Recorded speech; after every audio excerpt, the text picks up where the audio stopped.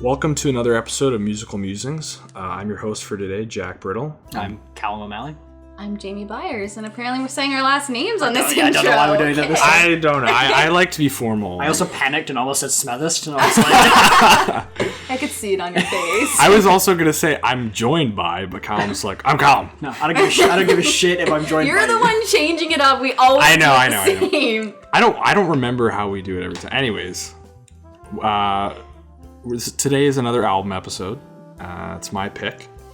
Originally, if you had listened to our last episode where we revealed our album pick, it was originally going to be The Downward Spiral by 9 Inch Nails, but I've made the executive decision to change my pick.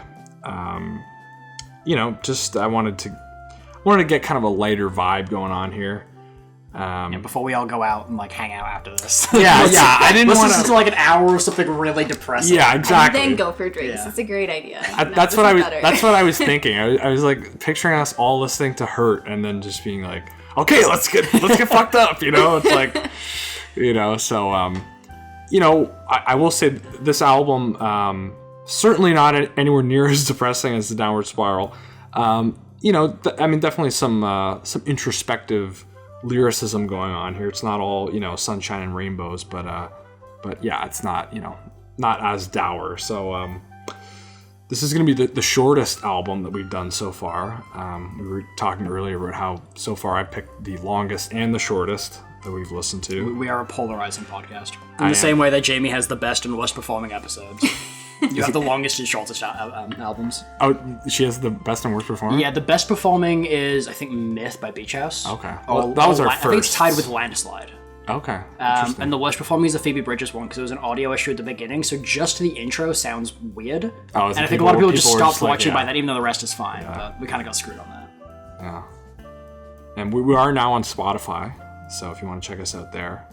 You haven't said the name of the album yet, by the way. Oh, I haven't don't said think. I don't think so. You're right. We went on about how we're not doing 9 Inch Nails. Yeah. But... Yeah. Yeah, I told you guys what the album we're not doing, but the album we are reacting to today is Pet Sounds by the Beach Boys. It was released in 1966. And yeah, it's kind of regarded as one of the best pop albums of all time, so... I don't know how you guys haven't heard it already, but... not a big pop guy. That's true. But there definitely will be some songs that you guys recognize, so... so give it a listen if you haven't already. Again, I don't know why you haven't listened to it already, but here's your excuse, so... Jack is disappointed that you haven't... I am a little disappointed because I don't know, this is in my top 5 of all time, so... The first album episode we did, you said your favorite album of all time was the fucking Genesis one. Right, well, that's why I said this is top 5. Yeah, but, why would anybody have listened to the Genesis one? Well, I don't know, I don't know, whatever. If you like progressive rock, then you would have listened to it. But anyways, this is a great album. We're going to be listening to the stereo version, because, I don't know, I guess I just thought it'd be more... Your ears would be more attuned to... For all of you who also, just like Jack, have 4 or 5 different versions of this album on vinyl. Yeah. The stereo version is what we're listening to. How many tracks are on this album? 13. Oh, so they're just all, it's the same... 7 tracks on side 1, 6 on side 2. Okay, so it's the same number of tracks that you would normally get, they're just shorter. Yeah. Shorter songs. Yeah. Yeah. About 2 minutes each. Yeah. The mono version is good. I prefer listening to that sometimes, but there's also a Dolby Atmos version, which you can listen to on Apple Music if you have a Dolby Atmos setup or headphones that are enabled to... We are not sponsored by Adobe Atmos. No. Seriously, this is not an ad. No. I just, it just recently came out. We're also not on Apple Podcasts. No, but we will be soon, and we'll figure it out. I'm going to work on that because I have an Apple account, so... Anyways, go listen to Pet Sounds, whatever version you want to check out. First 7 tracks, probably first half. Yes, yeah. And then you know how you all know how the format works. So, God, I hope this is nobody's first episode. Give it a listen, and you'll hear back from us soon. It sounds like I'm gonna call people back. Oh my god, you will get a call in Yeah. the dead of night from Yeah. Jack asking about the episode. There will be an exam at the end. Yeah. Be prepared. Take notes. And there'll be an email where you can rate my performance out of 5 stars. And yeah, see you guys soon. All right, that was side 1 of Pet Sounds. What'd you guys think? What's up? Sure. Look over Jamie. She has something in her mouth. That sounds weird. I had a hair clip in my mouth while I was tying up my hair. Anyways, context provided. Yeah. I like audio it. podcast. No? Yeah, seriously. Oh, that's terrible. Okay. Great album so far. Okay, I'm glad you like it. They're all bops. They're just like one after another. Even the instrumental, I was like, this is so good. Yeah. I'm vibing it. The last song, we'll get to it, but I was like, this is a little bit different from everything else. It is, yeah. But it's interesting. So we'll get to that when we get to each song individually. Sure. But so far, I'm a fan. Yeah, I really like this album. I've heard like more songs on this album than I thought I had. But yeah, there's not like one song on here that isn't good. Mm-hmm. Like I have favorites and least favorites, but even the ones that I think are the worst on this side are some good tracks on their own. Right. Mm-hmm. Well, I guess we can dive into each track individually. So start with Wouldn't It Be Nice? Yeah. Classic. Yeah, so you guys both knew this song going into it. It's from my favorite movie. What's that? Pirate Radio. Oh, it was in Pirate Radio. Yeah, it's in Pirate Radio. There you go. Okay. It doesn't have a very major part in Pirate Radio. I think it's the first song in it, though. Mm-hmm. It always reminds me of it because it's the beginning of the movie. Right, okay. I'll go home and watch Pirate Radio later. Yeah. Yeah, honestly, like, just those opening notes of the song are just so iconic. Mm-hmm. It's such a great intro to the album. And, you know, I think that it kind of foreshadows what's to come, like a lot of the lyrical themes that are explored throughout it. It's almost like, I don't even know if they did it intentionally, but this, I think, like some albums you want to listen to in a good mood and some you want to listen to in a bad mood and stuff like that. And this would be an album that you wouldn't like if you're in a bad mood, but I think it's impossible to be in a bad mood with that opening track. Yeah. Like it's just so like upbeat and fun that it's kind of hard to like, even if you're not having a great day, when that song comes on, it's like, well, okay, let's listen to the rest of it. Like let's listen to the whole album. Yeah. And it, you know, I think it almost, if you're in a bad mood, it could almost like, I think it can turn you around. Put you in a good mood. Yeah, because it's almost, it's not just a purely happy song. It's almost like, you know, it's like imagining. It's like playful almost. Yeah, every element is just like adds something to it, and the harmony in the song is just unmatched. Yeah. Like, it's like hopeful and fun, and like the instruments are upbeat and stuff, and it just kind of is just a nicer song to listen to. Mm-hmm. Yeah, and the harmony, like the Beach Boys harmonies, I think that's one of the main things that, you know, makes the group so enduring, is that, you know, that they're just incredible, like the way they sound when they're all together. It definitely sounds like music of the era. Like some songs you can hear and it's kind of hard to place when they came out, but this is like you hear it, it's like this is 60s, 70s. Yeah. I also love that they add like almost an a cappella element to the music. Like they make music with the things that they like. They're not singing necessarily, but they're adding to the musical, like the instrumental part of the song with their voices without it being lyrics, and it just works so well. For sure, yeah. And it kind of opens you up to like all the instruments that are throughout this album, like. Brian Wilson, who produced the album and wrote all of the music and sings most of the songs, he employed this group of session musicians that worked on a lot of albums in the 60s called the Wrecking Crew, and they played all the instruments on here. And they're just incredible musicians, and just there's so many different things going on. You know, you can just pinpoint like. You know, it is weird how many different instruments you hear across the course of the first side of it. Yeah. Even to the point where there was one that like I can't even remember which song it was in, but it was later on where it was like I don't think I made a noise, but you know when you like put your finger in your cheek and you like pop your finger? Yeah. It sounded like that. Yeah. And I was like, what instruments is this? Yeah. I would love to see some like either behind the scenes, I don't know if this would exist, a behind the scenes footage of them like making this album, recording it, or like a reenactment. Like, have you guys seen Bohemian Rhapsody movie? Like something like that, where they show Queen making making the music that they put on that album is just. I want to see it. Like, what's the word I'm looking for? You see it created, I guess. Yeah, like I just want a montage. I want a montage of them like making all of the sounds with their voices and singing and having that harmony match up. I feel like it would just be like finding the sound that works and be like, that's what we're gonna do. Yeah. Well, I have good news for you because there is a movie. Is there really? There's a movie called Love and Mercy, which is a biopic about Brian Wilson, and it goes back and forth between the recording of this album and then in the 80s when he was going through a different period of his life. But there is some reenactment of footage of them recording this album. I'll add that to my list. That's good to know. Yeah, it's a really good movie. It's probably one of my favorite biopics, actually. But we can move on to the next track, which is "You Still Believe in Me." This reminds me of Christmas music.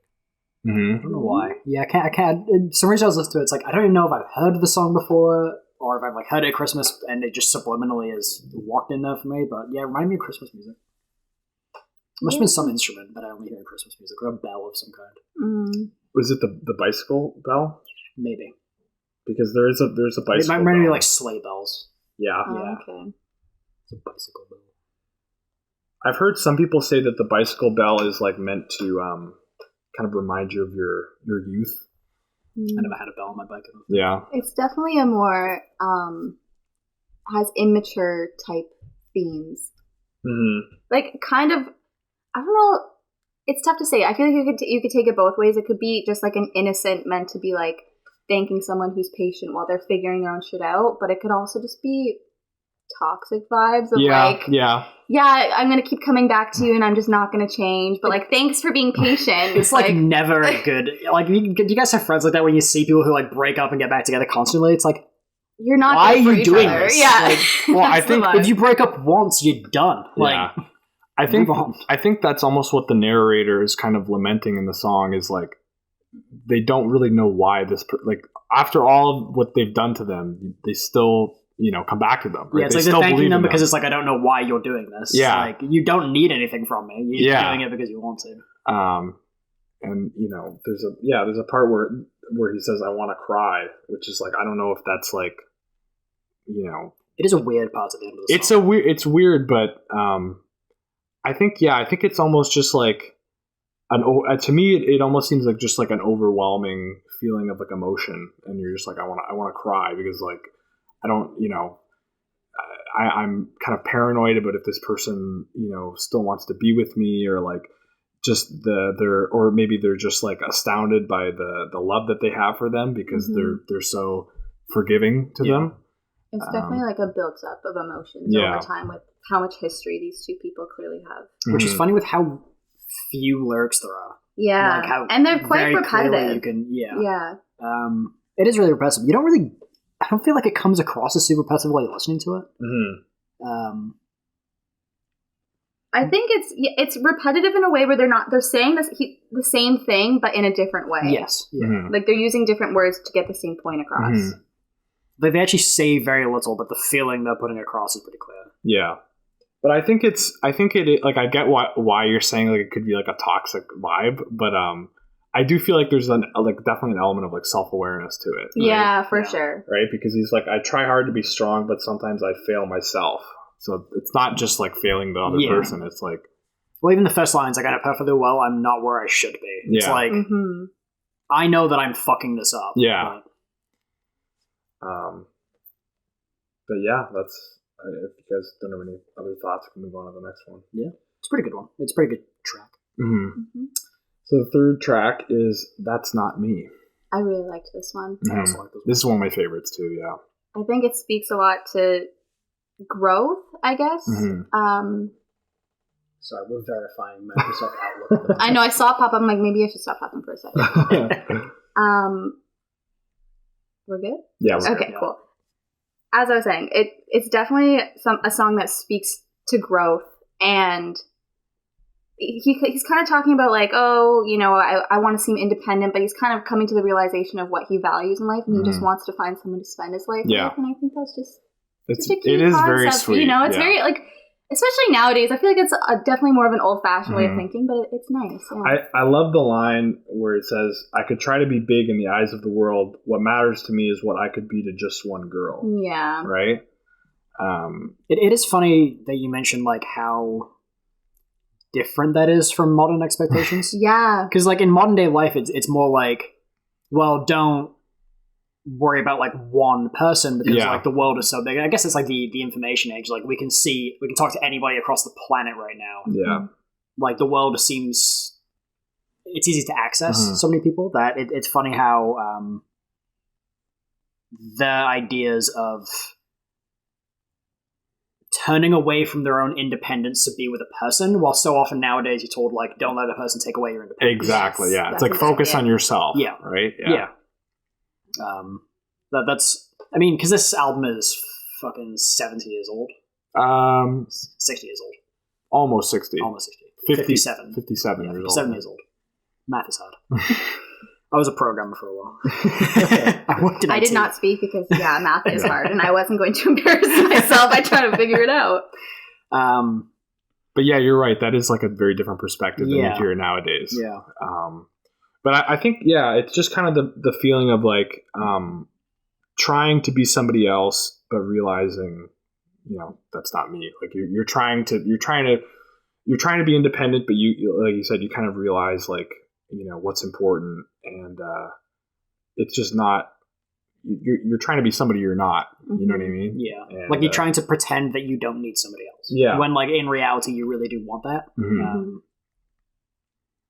So I think it's a good message.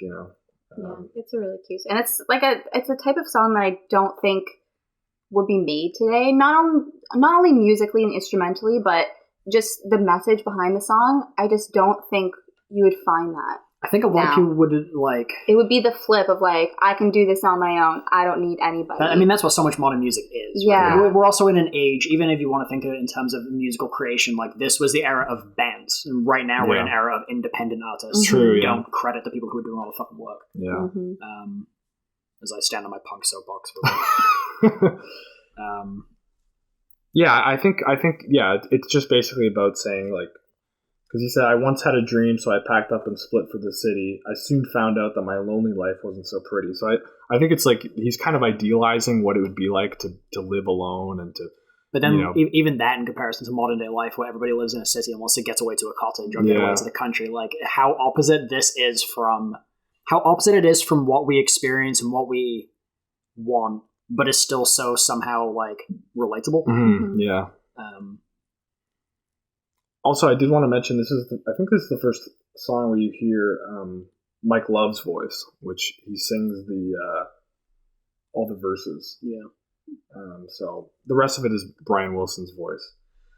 But yeah, he is kind of he was originally like the lead singer of the group, but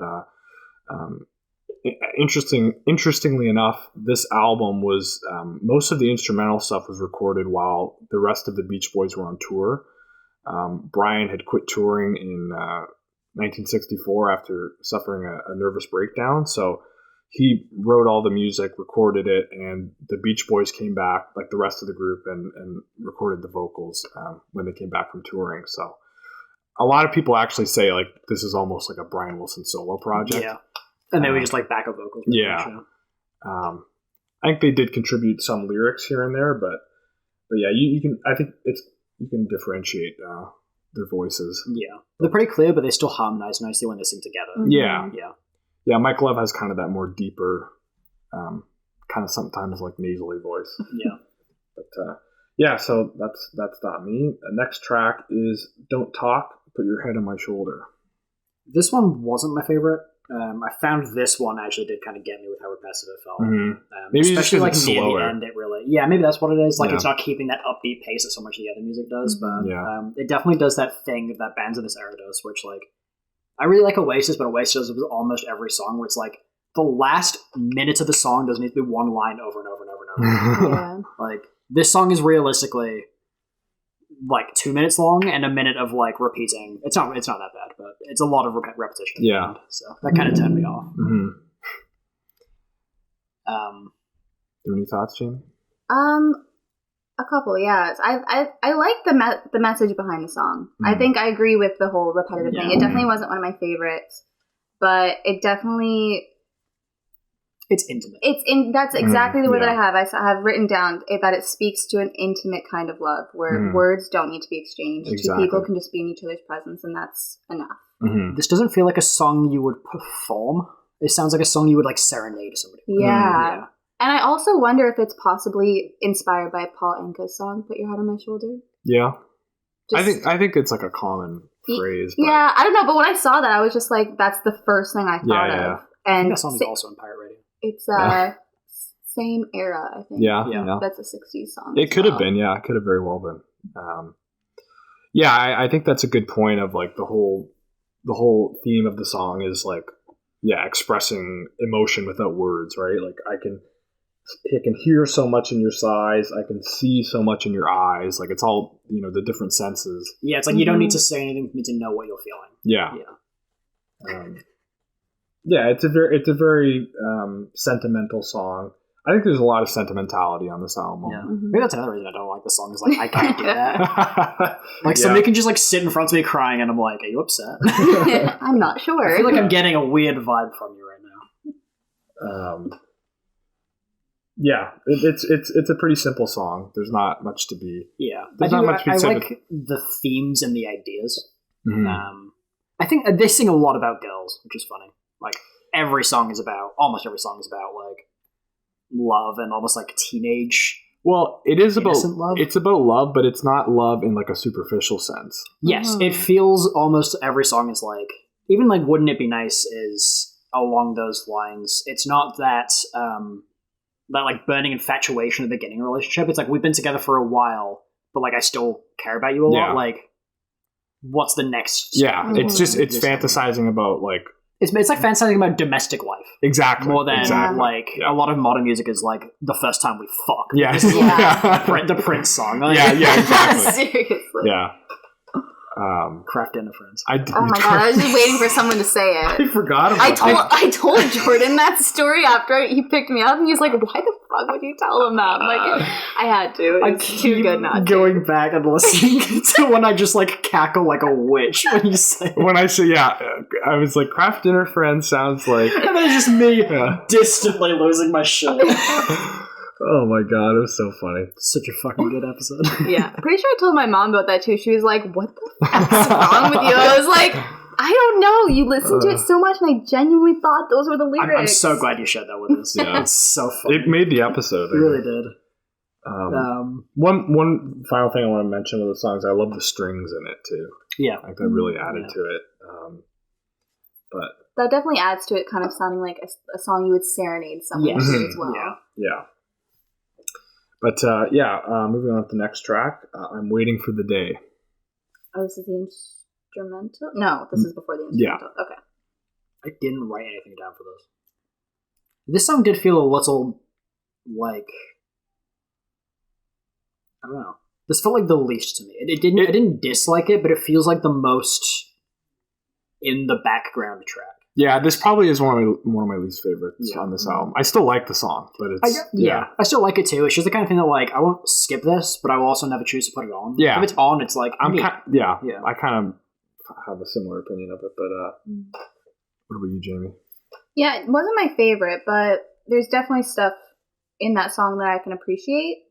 Like the switch up kind of closer to the end. The music definitely switches. At the beginning, like the outro. Yeah, the beginning, he's obviously this guy's pining over a girl who's brokenhearted, but he doesn't want to be a rebound, and he's kind of like, I'll wait for you. But then, and it's very sentimental and cutesy type music, and then there's like a switch up where it kind of sounds more dominant. Yeah, it's true. And almost like instead of being like, I'll wait for you, it's more like, okay, like this is happening. Yeah, like you didn't think I was going to let this happen. Yeah. Right? Yeah. It's almost like what he's saying is what he's thinking. Mm-hmm. Yeah. It's like he's saying like, oh, I don't want to be like the guy who you come to like after a relationship, in his head and he's like, but I better be that guy. Yeah, exactly, yeah. But I can be that guy. Yeah. I don't think they had the term rebound in 1966. In 1960, yeah. They travel basketball invented back then. Yeah, just travel back in time. You're like, so this song's about a rebound, right? What's a rebound? Brian Wilson's like, what's a rebound? Fucking a lot of noise going on upstairs. Like 50 years later, the Vaccines come out with a song that's just called Post-Breakup Sex. Yeah. And it's like, I wonder what the song is about. I think it's the most listened to song. I've got that album on my on the wheel, but I think it's like the most listened to song on the album. So it's about a bit to it. But yeah, I do think it is kind of a sweet sentiment of like, I can be that guy that's gonna like help you recover from this, broken relationship. I think you get the sense from the lyrics that like he does have good intentions. Yeah. But yeah, it's true. At the end, it's like it's almost kind of like it's weird. It's almost kind of like angry or something. Yeah. What's that song from the Beatles where it's like there are so many Beatles songs that this could apply to, but it's like I get up, I brush my hair, and it's like a really upbeat, mundane song. And it just like gets really fucking... A Day in the Life, yeah. And then it's just like, what am I listening to? Yeah. It's just like somebody like fucking detunes the guitar. That's like probably my favorite Beatles song, actually. I really like the beginning of that song. Mm-hmm. That's about it. I love the crescendo. It's like, it's too much. You know what, though? You have to listen to it in context of the album. I feel like. Probably. It's the same as like Live and Let Die. Like I really like the slow parts of Live and Let Die, and then it just like becomes a different song. It's like, well, it's a Bond song. That's probably, I know. Yeah. It's like, make 2 songs. Actually, it's funny that you bring up Day in the Life from Sgt. Pepper's, because this album actually like heavily influenced Sgt. Pepper's. I can kind of see that. Okay. Yeah. Yeah. I remember reading about how the Beatles really liked this album and incorporated a lot of just kind of like the experimentation, I guess, of this into like Sgt. Pepper's. Like what we're talking about, having all those different instruments and like the harmony between all the different people. Mm-hmm. You can definitely see that. You can kind of draw parallels between the two bands. Yeah. I think at the time, like the Beach Boys and the Beatles had kind of a friendly competition going on, and they would like, cross-pollinate their music. It's a weird way of phrasing that. Yeah, I was like, that's so interesting. And that's the word that came to your mind. I like to use a lot of different words. I'm a walking thesaurus. But yeah, okay, we can move on from this one. So the next track is the instrumental. Let's go away for a while. This one, sorry, go on. No, I was gonna say I thought it was beautiful. It was very nice. This is one of my favorite tracks. Have you guys seen The Shining?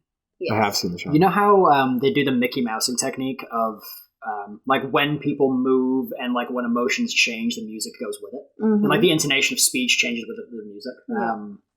That is what this feels like. It feels like I'm hearing the music that should be going over a scene, where people are acting in motion with the music. Mm-hmm. It definitely, there's a sense of narrative there without having the lyrics. Like there's something happening, and it's very clear that things are happening and pace is changing, but you don't have the visual. It's like the screen of a silent movie has gone out, and you're just hearing the sound of it, which is a really interesting kind of music. I never thought about it that way, but yeah, there is definitely something like you can almost kind of like picture in your head, like like it would go over an old cartoon where like all the sound effects are parts of the music. Mm-hmm. To me, I love the title. I think the title is so perfect for the song, because I just kind of envision like, two people kind of just getting away from everything, and it's just like, let's just go away for a while and just get away from all the stresses of life, and and just kind of it's a very tranquil kind of song. You have the strings, you have I don't even know what instrument it is, but like kind of like not like a xylophone, but you know what I mean, like the kind of something glockenspiel, whatever. Glockenspiel. That's a fucking play the glockenspiel in grade 7. Yeah, I don't know what else to say. It's a great song. I remember reading recently that I think at one point they were thinking about adding lyrics to the song, but they never ended up doing it. But that would be really interesting. I can't envision this song with lyrics. It's also weird to think that they would write the music before the lyrics. I feel like you would do it the other way around. Especially because there's a title to it too, that there's a theme set with the title, and that's the thing I was going to say too, building off what you said, is that they really nailed it with the title. And I feel like with an instrumental song, there's so much pressure because those are the only words that are associated with that song. We need to put this in at some point, but like there's no obvious chorus point. Yeah. Yeah, that track is interesting. Normally I wouldn't like instrumental tracks like that in the middle of an album, but that one's actually kind of cool. Mm-hmm. Yeah, there's one other instrumental on track 2, or on side 2, so we'll get to that. But and the final track is Sloop John B. I just have quickly. I want to guess that this is your favorite song because I feel like it's the most like out of pocket, doesn't fit with anything else, and that always ends up being your favorite track on albums. It's not my favorite song, but I do like it a lot. Honestly, this song is like, out of all the songs, this song makes me like the happiest. Yeah. Like I just feel like I'm going on an adventure, and I'm like, this chorus comes in, and I'm just belting it out with all the Beach Boys. And it is weird though, because it is like the only track on here that is like doesn't really fit the theme of the album. Yeah, like we were saying, like, it's like so much of it is about like love and affection. This is like drinking and sailing. Yeah. Well, so it's this song is actually originally a traditional West Indies folk song, the John B. Sales, and it was arranged by Brian Wilson, but the lyrics are not written by him. So I don't know. It's an odd choice, but I like it because it kind of does give you like a some relief from all the heaviness of the rest of the album. Yeah. This is my second favorite song on the album. I've never heard this one before. I don't even know why. Any song that's like sailing, I fucking love it. I really like sailing in video games. Yeah. I like sailing music. Like I'll just play Valheim, and when I have to like fucking sail, that was the first thing that came to my head. Like my friend Aiden and I will play Valheim, and it's like I have to sail home to get the iron for like an hour, and I just like put on the Assassin's Creed Sea Shanty playlist. This is like one of the songs I go to and put this on and just like drive. Yeah. Yeah. It's also like it's kind of a funny song. Like a little bit. Some of the lyrics are pretty getting drunk, like you said. I love the line where Mike Love just says at the end of the third verse, "This is the worst trip I've ever been." Yeah. I actually was like, I wrote this down. I was like, "Worst trip? ... Drug trip?" Or is that just my corrupted mind? I thought about that too. I thought it almost sounds like that, but it's like they're all playing the music and Brian Wilson's at the back, this fucking sucks. Take me home. But just the way he says it, it's just like, this is the worst trip I've ever been on. Like, it's like the one guy, like everyone's taking turns singing, and the one guy who doesn't want to fucking be there. Yeah. This song is a lot of fun. I like it. It is a very fun It feels song. like the Drunken Sailor song, but like if you put a pop twist on it. Yeah. That is funny though. You thought about drugs with the trip, because I think there is another song on this album where they say trip, and it is meant to be drugs. Okay. But yeah, not on this one. But that was side 1 of Pet Sounds. I was honestly like I was thinking like, man, what if they just don't like this album? Like I kind of knew like Jamie would like it, but I was like, I don't know, Callum, like you're such a tough audience. I am, but I like old rock like this. Yeah. So okay. All right, so we're gonna listen to side 2 now, and we'll be back then. So see you later. Alligator. I sent Jack a photo of the penis building halfway through. Yeah. Every time I sit here, it's just right in my face. I was like, Callum sent me a photo. I'm like, is that what you guys were like laughing about? It took like an entire song for it to, because I don't have Wi-Fi and we're underground, so it took a whole song for my data to set it up. So Jack went like this, and I was like, what's happening? Oh, right, the photo. That's hilarious. Yeah. Anyway, send Jack a dick pic. That's true, yeah. Leave that in the podcast. That's gonna be the spot. Yeah. All right. That was side 2 of Pet Sounds.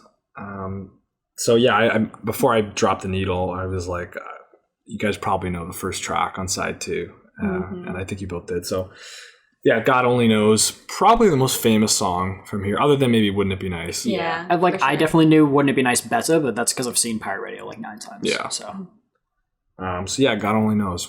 What do you guys think? Yeah, I mean, I said it before, but I'll say it again. Acapella type sounds on point, harmonies on point. Overall, just a really good feel-good song. And this is a song where I can get behind how repetitive it is at the end because of how well they layer their voices. Exactly. Yeah, it's just like, if like, you're going to be looking at the repetitive, that lyrics. is the way. And that's they're all the doing blueprint for different how to parts. do They're it. all singing different parts of the lyric. Like yeah. you have to scroll through how many times they say God only knows. I know when I It scrolled to the bottom, I was like, oh, I know this song. And then Yeah. I scrolled down, I was like, Callum's going to hate this. Yeah. But as It I got to doesn't that point, I was like, I feel- feel like he might Yeah. appreciate Yeah. it because it's so well done. It's still so like well thought it's out. a little repetitive, but not enough to be a turn off. Mhm. Like you said, like it's so well done that it doesn't. It's only repetitive if you're looking at the lyrics. I think if you're not Yeah. looking at the lyrics, Yeah. you It just probably kind won't of- notice. it You're just kind of existing- floats over you. Yeah, by the Yeah. time you get to that point in the song, you're just existing in the music. You're not Exactly. Yeah. noticing that like it might be repeating. Mhm. So I did also want to mention this is the only song on the album where Carl Wilson, one of Brian's two brothers, sings lead, and I think his voice just perfectly suits the Yeah. song. He has a almost sort of like more gentler voice than Brian or Dennis. So yeah, I think he's just perfect for this song. Just the kind of the delicacy in which he sings it, but yeah. you're right. It doesn't sound like a Beach Boys song, other than like the acapella and stuff like that is definitely very Beach Boys, but it doesn't. It's a good vibe, but a different vibe from the rest of it. Mhm. So it does track that it's a different vocalist. Yeah, I think it's just like the song is just kind of, about how much he loves this woman that he's with, and Which is very Beach And Boys. he's reassuring her that, like, yeah, you're it for me kind of thing. and almost in like a way of like, it's such a poetic way to put it because it's like, I couldn't even exist without you, right? Like without like the world could show nothing to me. God only knows what I would be without you, So it's like he's, really in love with this person. But yeah, I don't know what else to say. It's just a good song. Yeah. Real good like- song. Oh, I wanted to mention too I love the part in the middle where it kind of breaks down for a second. You know what part I'm talking about, where it's kind of like it's like a weird meter, and it like Yeah. it's like ding ding. Yes. Yeah. There are a few different parts on the side too that sound like from a different genre, which is funny. You know what it reminds me of is like progressive rock. Great. And this was like before So progressive this song rock is was less like, than 3 minutes long. So well, no, but like just in the way of like that's something that would be in a progressive rock song, Yes. right? Where it Yeah. would just switch and it'd be like this weird little, and so there's a part, I don't remember which song it was. It must have been either Caroline Noah Here Today, but they have like a repeating like bass line, and it's just, is this the Immigrant Song by like Led Zeppelin? And it was just like, I was expecting it to be like hard rock. But then like the music comes in and it kind of fades out as something else changes. yeah. So, this side feels more experimental, I kind of feel that way Yeah. too. Yeah. which I guess is a lot of side B is less popular, more experimental stuff. Mhm. Yeah, maybe other than this song, but Other than this one. But I mean, like the first song on side B is usually like, yeah. here's the music, and then we're going to get into like the less popular stuff as we go on. Mhm. Yeah. Okay, next track. I know there's an answer. This one's like, it honestly sounds like it doesn't belong on this album, Mhm. but at the same time, it's got new instruments, a deeper voice where I feel like most of the songs have very high-pitched voices, the love, like ballad type songs. But I can appreciate that it adds a diversity to the album. It's Yeah. not like you're hearing the same thing over and over. And like you said, Yeah. they get to be more experimental, which isn't necessarily a bad thing. This song isn't about love or relationships, Yeah. right? So, even just that differentiates it from a lot of the other tracks. This one might be the one that I feel like is maybe the most difficult to place in terms of like what it's about. Yeah, even while I was reading along with it, I wasn't fully getting the meaning. Mm-hmm. I liked the song, but it is, this one feels more, what's the word? I don't know, it's more out there, I guess. Mhm. Yeah, well, it's actually, interestingly enough, this song was actually originally written with different lyrics. It was originally called "Hang On to Your Ego," I'll do my which best. yeah, and it was like kind of explicitly about like people who drop a lot of acid. Brian had experimented with LSD and experienced ego death, and he kind of, I guess, wanted to. I'm just looking at the original lyrics. Let's see how different they are. Instead of saying, I know there's an answer, I know now, but I have to find it by myself. It was, hang on to your ego, hang on, but I know that you're going to lose the fight. And he says, how can I say it and how can I come on when I know I'm guilty? So anyways, I guess that's not really relevant because it's not the song. It's a neat bit of history for it. And that would make a very different song. Yeah. I think Mike Love had some reservations about those lyrics because he was like kind of anti-drug. So Brian went and, actually Mike Love rewrote the lyrics. Did they release a demo for the original song? Yeah, you can hear it now. Like, it was released, I think, in the 90s, but yeah, you can listen to the original version. It's the exact same like instrumental, but just different lyrics. Yeah. Interesting. I wonder how much that changes it. Yeah, I mean, you know what's funny is they still have the lyric. They trip through the day and waste all their thoughts at night, which I feel like is still definitely about on theme. Yeah. Right, which I thought was kind of weird that they didn't change that lyric. But yeah, it's still in there. So maybe it's like a tribute to the original version of the song. Yeah, well, they just can find a line that fit nicely, and they're like, fucking leave the first part so nobody will notice. Yeah. But yeah, I guess this song is just kind of about, I don't know, like, I know there's an answer. So what, like, I know there's an answer to what I can say to people to like make them, because it's like, how can I tell them the way that they live their life could be better? But like, how can I say it? How can I come on without being like feeling like I'm, like standing on a soapbox preaching about like, you can do all these things better than you are right now. So yeah, I don't know. It kind of, definitely a different vibe than a lot of the other stuff on here. And you can probably attribute some of that to like Mike Love and Al Jardine's vocals are kind of more deeper than Brian or Carl's. So. But yeah, a good track. Oh, one other thing I want to mention with this track is the bass harmonica. I don't know if you guys, the bass harmonica solo just rocks. I love it. It's a fun instrument for it. Like it just sounds nice. I can't really even explain it. There's so many. That's what I love about this album. There's so many odd sounds on it. Yeah, but it doesn't feel odd. There's a lot that if it was done in a different way, like there's so many different instruments being used, and it should like. To compare this to like the Frank Zappa thing we listened to, where that just kind of felt like there's too much going on and it's a disorganized mess. There's a lot going on, but it's very meticulously put in places where it works. Yeah. Like this is what I want Frank Zappa to be like. Yeah. It's just kind of like a cacophony of stuff, but but like it feels thought out and put there for the reason of like this is weird, but this sounds good. Yeah. Not just like this is weird. You feel like you're in like a shop or something, and you're just like testing, like it's all this whimsical, stuff is going on. Like Mr. Magoo's, Mr. Megorium's Wonder Emporium. Yeah. Mr. Magoo's. Mr. Magoo. That's the vibe I get. So yeah, next track is Here Today.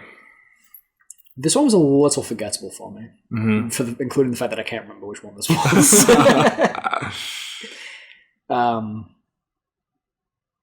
I clearly didn't dislike it because I don't remember disliking it. Yeah. This might be in one of the other ones where it's like, this is a background track in my mind.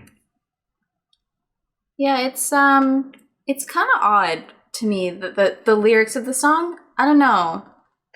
It's like almost like contradictory. Yeah, it's an interesting contrast, don't get me wrong, he's talking about all the wonderful parts of love, but also all the horrible parts, but he's doing it in a way where he's singing to his ex's new lover, and it's like he's trying to corrupt his mind. And it's like, are you doing that with good intentions? Like, are you trying to warn him about some crazy girl, or are you just doing it for selfish reasons because you want your girl back? Yeah, it's like, is this your friend and you're worried about them getting hurt, or is like this somebody you don't like and you're kind of doing the like pretending to try to help, but you're really sabotaging it? Yeah.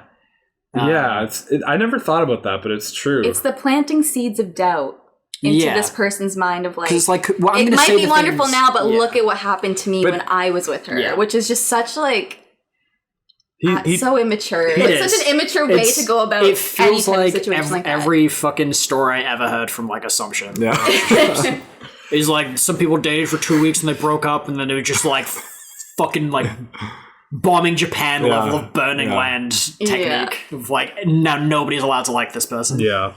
He does say, well, I'm not saying you won't have a good love with her, but I keep on remembering things like they were. So he does kind of say, like, I'm not saying it can't work out with you guys. Yeah. But like is he doing that to cover his own butt and be like, well, I'm not saying it does this, feel like that. but also, it's true. On like the the other whole hand, song is like a backhanded compliment in a way. Yes. It is difficult to judge the intentions. Yeah.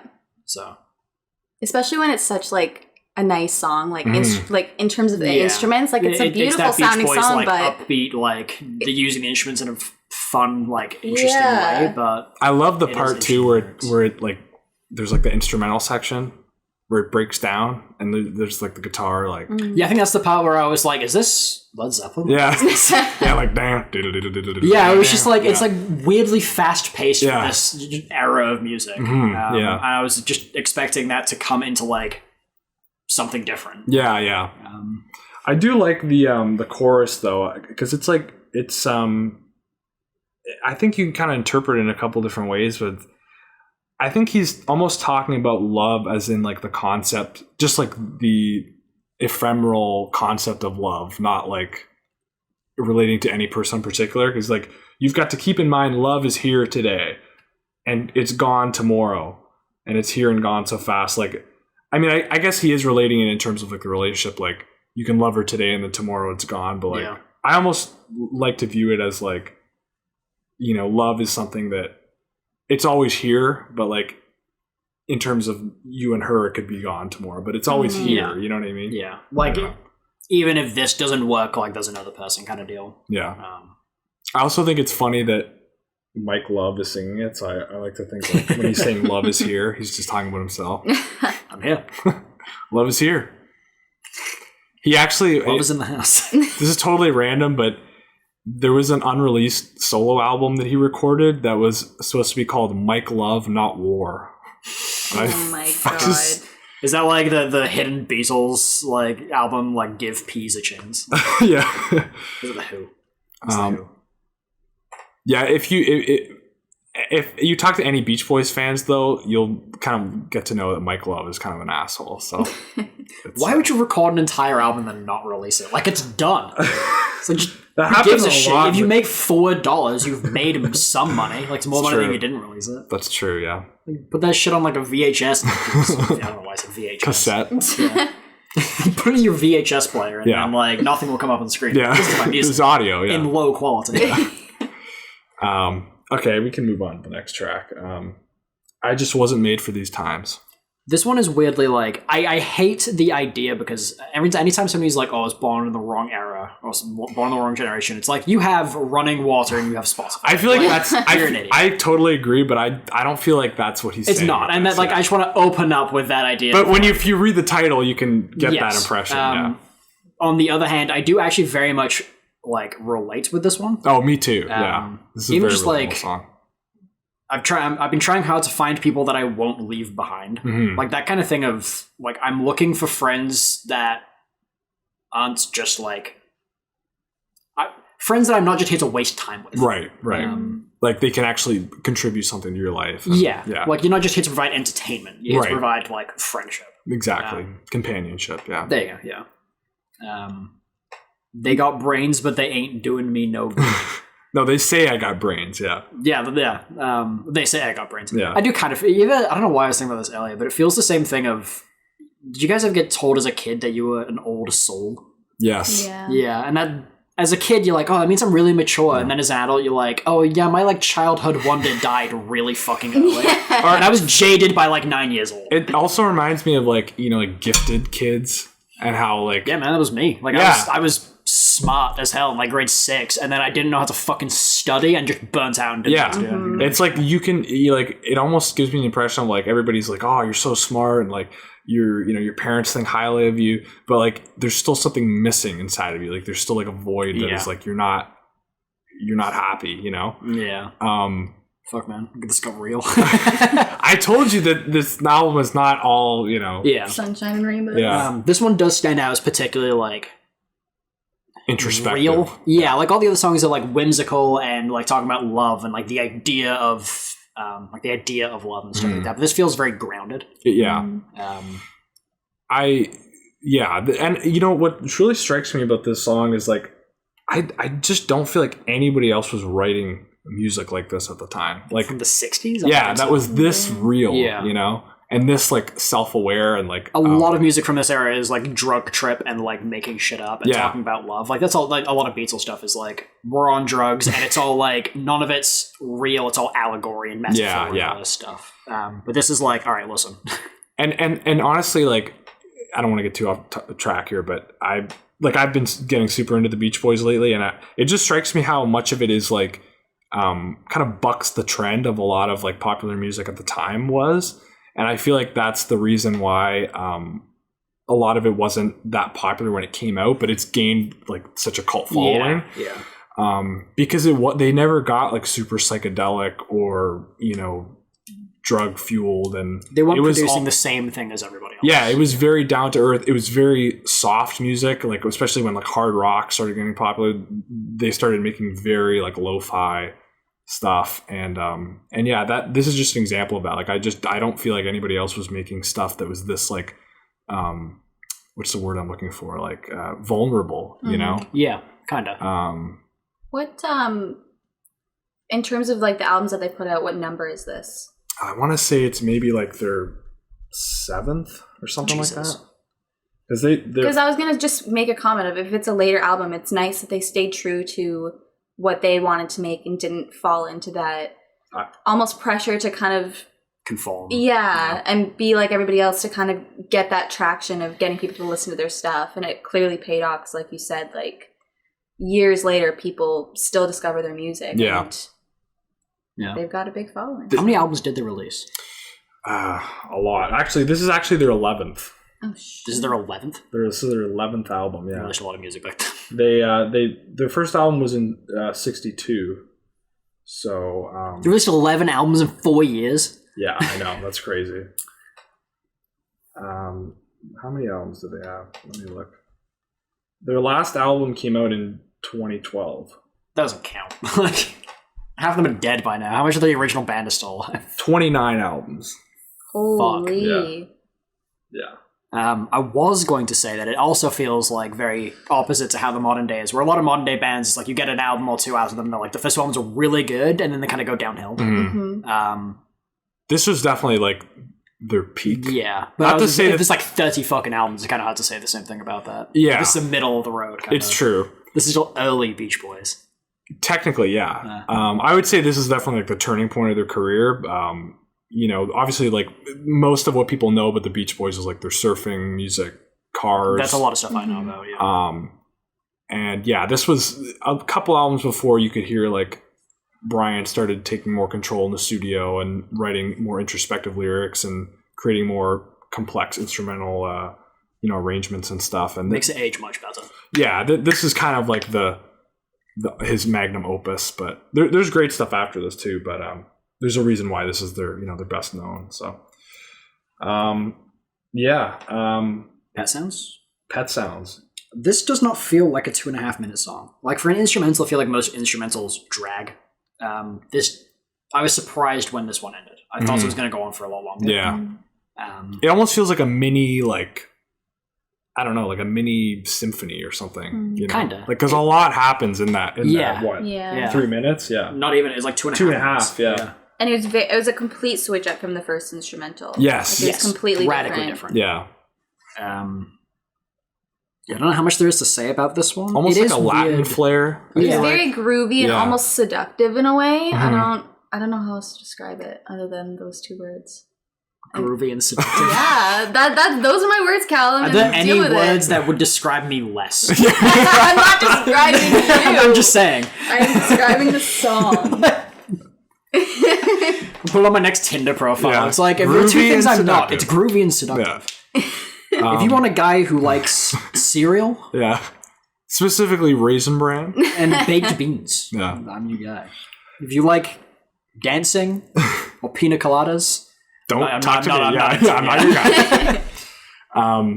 Callum did say something interesting to me though before this started, and he said like you were surprised that the album is named after an instrumental, which is true. I always thought it was kind of weird that this is the title track. Yeah, like a lot of the time with title tracks, it's like it's either self-titled or it's like the biggest track on the album. Or in the case of The Killers, like it tries to capture a feeling, like not super often. I don't know. I guess they're about half the Killers songs are named after songs on it, but a lot of them are just out of nowhere. Yeah. But it is. I don't think I've ever heard an album that wasn't just an instrumental, that like they decided to name the whole album off a song that has no lyrics. Especially this instrumental. I don't know. I think the first instrumental kind of encapsulates the album as a whole more. So it's interesting that they chose the second one that's kind of like a standalone song, even though it fits on the album. I don't think that it speaks to the album as a whole. No, I agree. And this isn't the song you would go and seek out. I guess the same with like Sam's Town by The Killers. The actual song Sam's Town isn't the most popular one on that album. It's probably like the 8th or something like that. It's kind of low down there. But the same thing with, is this anybody's favorite? Like it's good, but like is this the one that sticks with you? Is this one that you want? It just kind of made me wonder if it just was the catchiest name. True, it is. That could be it. Yeah, it's very simple and like it sticks out. But like being out there. And like the name really has nothing to do with the rest of the album, right? Like, what does it even mean? It didn't have anything to do with this song. Like the pet sounds come in the next song. True, but I think it does bring up an interesting point of like, before, like in the early 60s and before then, albums were really not thought of as something that was anything more than like a collection of a couple singles and like some filler tracks. But I think you started to see definitely with the Beatles, and I think with this album, more of a concerted effort to make an album like a singular, a feeling, artistic piece of piece of art. For better or for worse. The first one that comes to mind to me is like Rubber Soul by the Beatles. That is like a cohesive album. And even the title is like, it's not just like the most popular. It's not even the name of a track. It's a very unique. And this kind of reminds me of that in terms of like, I think this was one of the first albums in popular music where it was like, okay, we're making this like a whole thing. Like this is an album. It's not just like random songs. Not necessarily a concept album, but like it has a feeling and it feels connected. It doesn't feel like it doesn't feel like you've hit shuffle and you're just listening to music. It feels like it was each song was put there for a reason. And even though this doesn't have necessarily like tracks don't really drift into each other or like an ongoing story, it does feel like they're in an order intentionally. Yeah, I agree. So it's kind of cool. For like music theory, that's pretty cool. So the last track is Caroline No. It's about 20 seconds too long. Well, because of the it's pretty good. It's a weird feeling that it kind of gives. Like again, it's very different from so much of the music feels like mid-relationship, like marital bliss kind of music, and then this is breakup song, right? Or like I've seen you change. Like we broke up a while ago, but like I've seen you change since then. But see, I don't view it as a breakup song. I view it as like a divorce song. Like this I think they're still together, but he's just voicing concerns of like, you've changed, but like it's different from a lot of the other stuff they did in an interesting way. It's an album that's so upbeat. This is a surprising downer. It is interesting as a closer, but I think it fits. I can't picture any other else it would go. I couldn't picture any other track on here as the closer. Like I feel like this works well, but I do agree. It's definitely like it leaves the album on like a down note, but it does again. But like with it being more down to earth, it feels like you've had all this happy and all this upbeat, and then it's like. But don't forget that like everything that good comes to you in life, maybe this is the gigantic pessimist in me, but like everything that good comes to you in life is also going to come with something bad. But see, it doesn't end with the song, or it ends with that. Well, I mean, it's part of the song, but it ends with something bad. It ends with a train and dogs barking. But like, does that not in some ways relate to like the domestic bliss that it does in a way? I mean? I just don't like and I like how it's not meant like. like you said, there's no story running throughout this album, so it's not meant to like, be like a thematic thing. Yeah. It's more so like it's there to be a vibe, like something that you put in your head and like, kind of, I don't know, like you just imagine. It puts you in a situation, puts you in a setting of like you hear a train going by, there's dogs barking in the neighborhood. Yeah. I think the problem, I agree. The problem with that idea in this track for me is that there's a very distinct end of the song and then the sound effects happen. Yeah. The sound effects aren't layered in. They're not faded in. No. Yeah, they're not happening beneath music. It's just like the song literally ends and you can like hear the end of the recording and then you can hear the start of sound effects. Yeah. And it's just really jarring in that way. If you're not expecting it, it's definitely... Yeah, I'm not against that kind of sound effects in music. Like this music, I like that have it. It's just weirdly placed. But this might be kind of early for that idea. Yeah. So they might be like some of the earlier people. I think, I can't remember another album that kind of yeah, like obviously they had a good idea. They might just not had the expertise or the technology. Yeah. Nobody's done it before, so obviously you're in untested. He literally was recording dogs like in the studio. So, like standing there holding something outside his apartment windows in a train, like. Yeah, they recreate that in the movie. Yeah. There's no YouTube studio in 1966. Yeah. But I don't think Jamie said anything about this one. Yeah. I mean, I don't know. I think that he's obviously watching this person change. And there's kind of a hint as to like why he asks who took that look away, almost like she got her heart broken. Mm-hmm. But then it also begs the question of, is she changing because she's heartbroken, or did she just kind of outgrow who she used to be and she's just becoming someone different? He's having a hard time coming to terms with her changing. Has she gone through something and like it kind of came out the other end as a different person? Has she gotten jaded like over time? Like, to me, I almost kind of interpreted it as he had an idea of her in his head, like a sort of idealized version of her, and now she's kind of revealing the real parts, revealing her the real who she actually is. And he's wondering, can we ever bring those things back? And I think he kind of realizes no, right? Yeah, like the veil has been taken away. It's like maybe when they knew each other before, or like the early dating in the honeymoon stage, like she was really happy and upbeat and all this stuff, and then kind of when he became part of her day-to-day life, he saw that her day-to-day life she wasn't like that. Yeah. I can see that. Mm-hmm. I think it's impressive how much they give you to talk about with so little lyrics too. Like that's a trend with a lot of their music, because I feel like again, we've been recording this for half an hour, so this video is going to be like over an hour of actual talking about the songs. The tracks are less than 40 minutes. Yeah. So they do a really, and I can't even explain why or how they're doing it, but like they really do a good job of giving you so much information and so many ideas in such a short song. Very little concise. Yeah. Which is good storytelling. It's I don't know if you guys ever heard about that directorial technique that to test if your plot makes sense and like you're getting your ideas across, you should be able to understand what's happening if you remove the visuals or if you remove the audio. Mm. And I feel kind of like, because there was that other track that felt like there should be some like vocals with it, and we still had an idea of what it kind of was. A lot of their music feels like that. Yeah. Where like they don't have to be directly telling you what's happening. You get it like regardless. Mm-hmm. Mm-hmm. So it's good storytelling. Yeah, overall really good album. Yeah. This is, like I said, it's in my top 5. So I would agree that like everyone should listen to this one. Yeah. So, this is a really good album. Yeah. See, I value conciseness too. I did pick the longest album also, but you did. I like short bits of stuff too. So do you know? I do. Do I have a surprise for you? Shut the fuck up. He had to end it with a sexual innuendo. Heyo. Let's do the next album. Oh yeah, I forgot we're gonna. Jamie never gave us a new one, so you're rolling on. Oh no! I have one. I want to add Taylor Swift.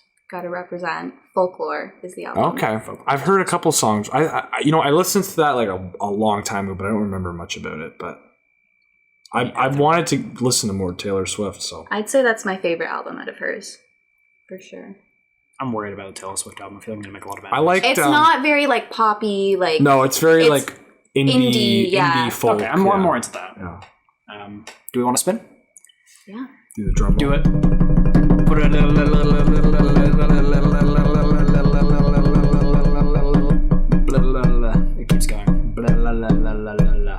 Pony by Rex Orange County. Okay, I'm cool with that. I know. What genre is this? How? Because I know Meg's sister likes Rex Orange County. I don't even know if Meg really likes it. I don't even know, like... I wanted to ask a question about Rex Orange County. Okay. You probably know where I'm going with this. Is it the sexual assault Well, thing? was he? Well, he was. I think he was found innocent. That's what I was going to ask. Yeah, he. I don't know a lot about it. I don't know the. I heard the that situation, too, but I think that. Not that I'm saying like, well, I'm not doing this album. No. And the thing too is like he was supposed to be going on tour, and like he canceled this tour, and like I was like, shit, that's some serious allegations. No, but to my knowledge, was that recent? I think he was found innocent. I think Meg and her sister were gonna go to one of his shows, and it got cancelled. And I thought I was told that it was like for mental health reasons, and not because of.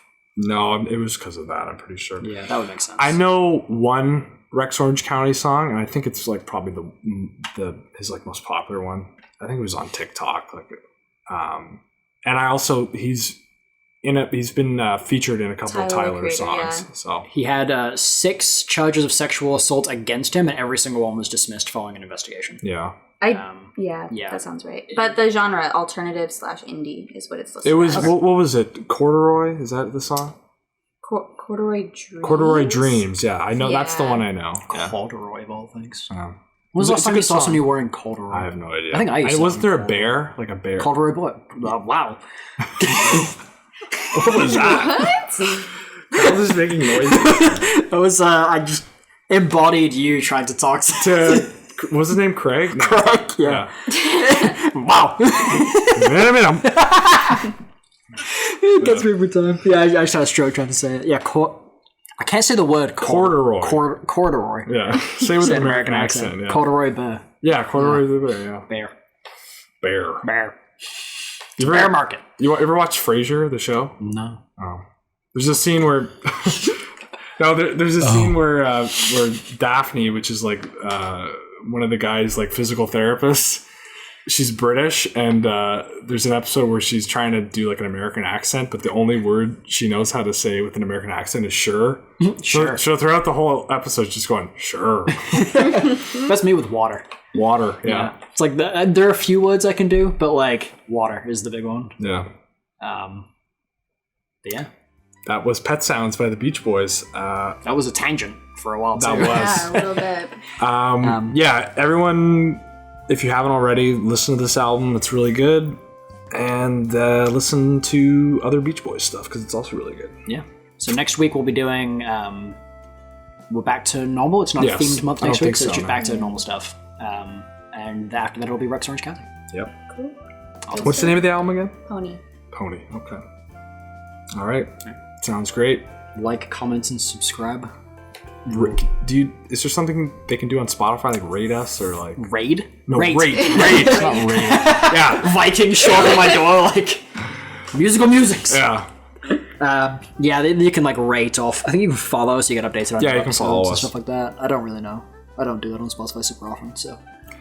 You're not making people very enthusiastic about it. I just don't know. I don't know. I don't know. I don't know what's about that really platform, so. Listen to it. Don't listen to it. Look, I care. Yeah, we'll catch you next week. See you in the next one.